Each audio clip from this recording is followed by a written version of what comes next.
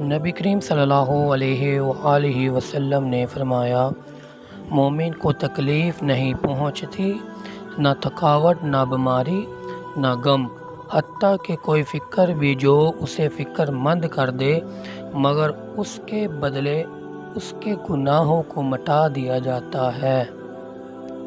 نبی کریم صلی اللہ علیہ وآلہ وسلم نے فرمایا، بے شک مومن اپنی خوش اخلاقی کی وجہ سے روزے دار اور تہجد گزار شخص کا درجہ پالتا ہے۔ نبی کریم صلی اللہ علیہ وآلہ وسلم نے فرمایا، بعض اوقات انسان میں موجود ایک نیک عادت کی وجہ سے اللہ پاک اس کے تمام اعمال یعنی کاموں کو اچھا کر دیتا ہے۔ نبی کریم صلی اللہ علیہ وآلہ وسلم نے فرمایا، جو شخص کتا پالے اس کے عمل نیک میں سے روزانہ ایک قیراط ثواب کم کر دیا جاتا ہے۔ کھیت کے لیے یا مویشی کے لیے جو کتے پالے جائیں وہ اس سے الگ ہیں۔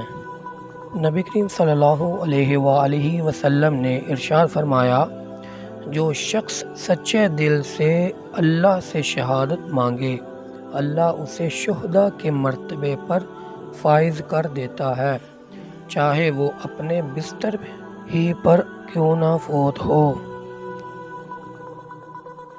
نبی کریم صلی اللہ علیہ وآلہ وسلم نے ارشاد فرمایا، اللہ سے محبت کرو کہ اس نے تمہیں نعمتوں سے نوازا ہے، اور اللہ کی محبت کی خاطر مجھ سے محبت کرو، اور میری محبت کی خاطر میرے اہل بیت سے محبت کرو۔